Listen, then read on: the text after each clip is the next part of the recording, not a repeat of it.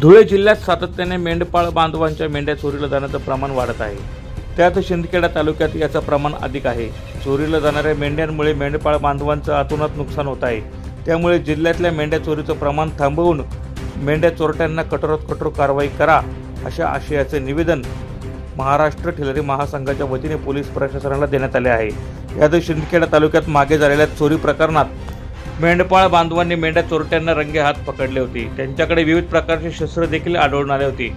मात्र त्यांचा तात्काळ जामीन झालाच कसा असा संतप्त सवाल देखील महाराष्ट्र टेलरी महासंघाच्या वतीने पोलीस प्रशासनाला करण्यात आला आहे।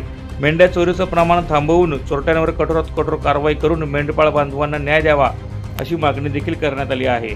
या प्रसंगी महाराष्ट्र टेलरी महासंघाचे शिवदास वाघमोडे, विठ्ठल गोयकर, ज्ञानेश्वर सूळ, गोमा पिसाळ, गोविंद रुपनर यांच्यासह मेंढपाळ बांधव मोठ्या संख्येने उपस्थित होते।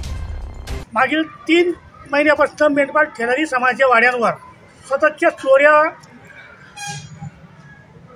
चालू आहेत आणि त्या चोऱ्यांमध्ये मेंढपाळ टेलरी समाजाच्या हजारो मेंढ्या आतापर्यंत चोरी गेल्या आहेत।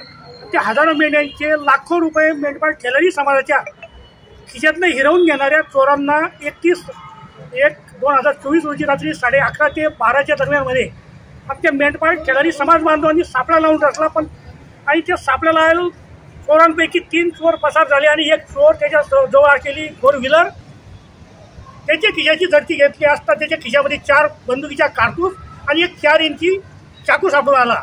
हे सर्व नरडाणा पोलीस स्टेशनला आम्ही सर्व सुपूर्द केल्यानंतर फरार आरोपींची चौकशी किंवा फरार आरोपी सापडावा म्हणून जरी जो आम्ही आरोपी सापडून दिला होता त्याची कस्टडी घेणं गरजेचं होतं, परंतु त्या आरोपीला 2 दिवसात जामीन मिळून जरी फरार आरोपी आज ताब्यात फरार आहेत। मग हे जर सराईत गुन्हेगार आता जो आरोपी पकडून दिला होता तोही सुटलेला आहे आणि जर ह्या सराईत आरोपींनी मेंढपाळ टेलरी समाजाच्या वाड्यावर पुन्हा चोरी करण्याचा प्रयत्न केला आणि त्यांना जर चोरी करण्याचा मज्जाव घातला आणि जर त्यांनी काही मेंढपाळ टेलरी समाजावर प्राणघातक हल्ला करून जरी जर मेंढपाळ टेलरी समाजाचा जीव गेला या हल्ल्यामध्ये तर याला जबाबदार कोण या अनुषंगाने आज आम्ही माननीय SP कार्यालयामध्ये येऊन त्यांनी SP साहेबांना समस्त मेंढपाळ टेलरी समाजाच्या वतीने निवेदन दिलेलं आहे आणि जे फरार आरोपी त्यांना लवकरात लवकर धरून त्यांनी योग्य ती आपल्या स्तरावर कठोर शिक्षा द्यावी आणि मेंढपाळ टेलरी समाजाला न्याय मिळवून द्यावा अशी आम्ही समस्त मेंढपाळ टेलरी समाजाच्या वतीने विनंती केली आहे। जय हिंद, जय महाराष्ट्र, धन्यवाद। प्रतिनिधी सुनील निकम, माझा महाराष्ट्र न्यूज, धुळे।